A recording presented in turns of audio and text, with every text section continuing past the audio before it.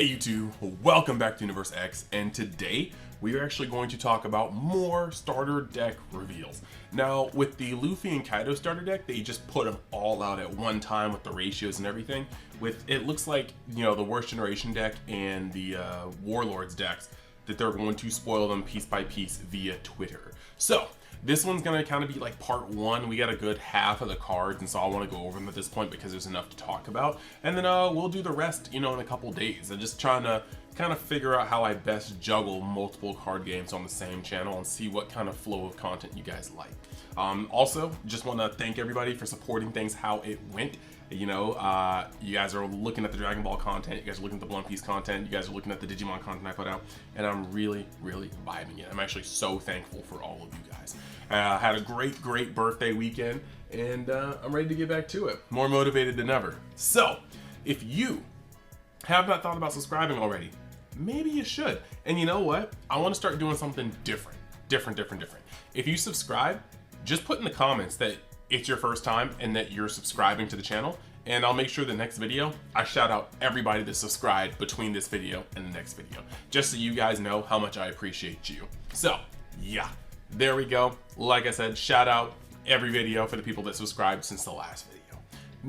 Now we are going to jump into the normal plugs, because there's a couple channels a couple things that we do need to shout out for this card game. First and foremost, Nami Piece TCG. Link is going to be down in the description, and it always will be as long as they continue providing these translations, you know, all these things that allow us to understand how this game is played long before we're actually getting official, you know, rules and translations and whatnot. It actually just really helps, because we're able to start seeing how this game is shaping up and understand and make content like this. So thank you guys, and if you haven't been there already, go over to Nami Piece TCG and follow the page, like every single post they put here, because they're really doing the work for us. Then, on top of that, don't have a link yet, but I'm working something out. If you want a place to find these cards, pre-order the boxes, the starter decks, all that jazz, go over to PPG's site and just pre-order them there. The link will be down in the description for that, but they sell One Piece. They're pre-ordering for Romance Dawn, the booster box, the set one. They're also pre-ordering for the starter decks. And you know what? They're also selling all the other cards that you'll see on this channel, whether it be Dragon Ball Super or Digimon. So go down in the description, go to PPG, and start hooking yourself up. Now, we're going to put this up. We're already kind of on a template. Now at this point, I am still figuring out what I want to do with the One Piece template, so we'll make something. I work 7 days in a week for having a long weekend on my birthday, so I haven't been able to craft things yet, but we will get there, and then we'll have a custom One Piece template, so look forward to it. But the first card we're going to talk about is the leader of the Worst Generation starter deck, and that is Eustace Kid. He is a leader. You start with 5 life, and you also are going to start with 5,000 power. He's going to have 5,000 power. Super Rookies and Kid Pirates are his traits, and he has an activate main once per turn, 3 down, rest the indicated number of down in your cost area. You may discard a card from your hand and return this leader to active mode. So if this is anything like Dragon Ball, leaders are the most interactive parts of the game in terms of what you can and cannot do to them. You can block them, you can counter them, but you can't really remove them. Well, you can't remove them, and you can't do a lot of stuff to them. So this is essentially a free attack. That's not going to cost you really anything, and that's pretty good. So we're going to start seeing a theme very much so with these green cards, and it's really cool to see this come together. So far, red seems like the rush color, and they're also, with at least the straw hats, seem to be the shuffling of dawn. Then you've got purple, which seems to be a ramp, but also kind of control-ish color, which is pretty cool. And then now green, you're going to see green is going to have a very unique identity that lots of people love playing with already in other card games that exist. So yeah, Eustace Kid seems pretty cool. Just another free swing with a leader seems to be a nice little touch, because like I said, you're not going to risk the leader getting destroyed by a trigger, or you know, you won't risk the leader getting destroyed next turn when they can swing at you. So it's always cool to do that. Now, going over to the next one, we have got Eustace Kid as a character card as well. Now this guy costs 7,000 power, so he is your boss card, and he's got Super Rookie and Kid Pirates once again, blocker. Dawn, X1, when your turn ends, switch this character to active mode. So if you got Dawn attached to him, you can detach it, and then, you know, just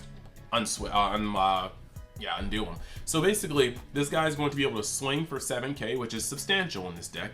And after you're done swinging with 7k, you're going to be able to untap and have him block afterwards. So yeah, that's actually pretty cool. It's pretty cool. This, like, you can see it starting to form, right? Like, green is the untapped color. That's actually a pretty cool identity to have in any card game, but also hard to balance. So let's see how they do with it in this game. Next, you've got Beppo. Beppo, Mink Tribe, Heart Pirates, character 1 cost, 3000 power, counter 1, or counter 1k. So he's gonna be able to just to swing. He's a small swinger, but he can also beat combo power in your hand, counter power, so that's pretty cool. Next, you got the man himself, Trafalgar Law. Character 5 cost, 6000 power, slasher. Super Rookies, Heart Pirates. I'm still trying to figure out what slasher, shooter, striker have to do with the game. I do want to see how that works. I hope we get to have mad interactions with that. Like maybe somebody's better at blocking striker. Like maybe there's some Luffy trigger that nullifies a striker attack. You know what I mean? Because he's rubber. We'll see. But on play, set one of your rested characters with the Super Rookies on Hearts Pirate traits with an active cost. Oh, sorry, with a cost of 5 or less to active, and he's got counter 1. So when you play this guy, no additional cost, just pay 5, which is a fairly high cost when, you know, like, what? If you're going first, it's the turn 3 card and you have to tap out. If you're going second, it's a turn 3 card as well, but you don't have to tap out, you have one more down active. On play, and you can untap one of your Hearts Pirates or Super Rookies with a cost of 5 or less to activate. Now, I don't really know how well this game is going to blend, you know, blend colors, you know, just don't know yet. But I do want to take a minute while we're on this card to see if Luffy has the Super Rookie trait. Because if he does, that's a huge plus.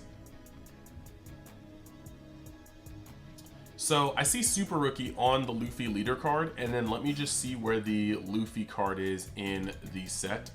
So Luffy does indeed have Super Rookie. So if you start mixing these cards, you have some synergy, and that's really neat considering these pirates do work together. So if they do mix, you'll be able to untap Luffy cards. You'll be able to untap actually TBH. Let's look at the Zoro, because I think Zoro should qualify as Super Rookie as well. Yep. So you'll be able to untap Zoros and Luffy's with Laws, and that's already crazy awesome synergy. So that's awesome. We move on to the next card. We've got Killer. Now, Killer is a character 3 cost, 3k power slasher. Super Rookies, Kid Pirate Crew, counter 1k. On play, K up to one of your opponents rested characters with a cost of 3 or less. Trigger, play this card. Okay, so we're at a point where this guy can come off from your life, and then he's going to pop something 3 or less. Doesn't have a specification whether it's block or not, so this is actually pretty cool. But also, Killer, as his name would suggest, can potentially push through game. Your opponent's relying on a blocker to stop lethal damage from going through, and you play Killer and pop it and then swing with something else. I think that's actually really neat. Not to mention there's a lot of combo play. Certain cards need rush, like Straw Hat's Crews, they need rush, right? But this is a deck that can almost be pseudo rush. You swing with a card. After you swing with it, you play a card that, or an effect that untaps the same card you swung with, and you swing with it again. While the Law that you brought in doesn't have rush, you essentially attack twice with something already on board. As long as it stays on board, while you don't have rush, you still got the same amount of attacks in. You know, you swung, you played Law, you untap, you swung again. So I think this is actually really neat, and it's cool to start seeing Green's identity come together. Now, on top of that, let me see how many cards that we just put up. In terms of cards, it looks like all of them got, the starter decks so far that we've seen have received 1, 2, 3, 4, 5, 6, 7, 19. Okay, so we've received about 16 cards per starter deck, if I'm not mistaken. And so far, yep, 16 cards per starter deck. So far, with the worst generation, we've only received 1, 2, 3, 4, 5, 6. So almost 3 times. We have like more than 2/3, just about 2/3 of the deck left to see, and we're already starting to see that it's shaping up. Actually, we have one more card, I apologize. But we're already starting to see how much it shapes up as an untapped deck, and I dig that. And the last card here is Scalpel. Sorry, I thought we were done. We're not done. The last card here is Scalpel, and that is Super Rookie Heart Pirates. It's an event, 1 cost, counter. Your leader or up to one of your characters gains 2000 power for the duration of the battle, then switch up to one of your Dawn to active. Trigger, switch up to 2 of your Dawn to active. So that's actually really, really, really nice. The ability to boost one of your guys and then extend your plays, and this is free because it's going to cost 1, it's going to untap 1. However, if you get it on a trigger, you can untap 2 on your opponent's turn, which is very, very strong. So yeah, we are starting to see the color identity of green really, really shape up. And I think that's pretty cool. So yeah, that's where I'm at right now.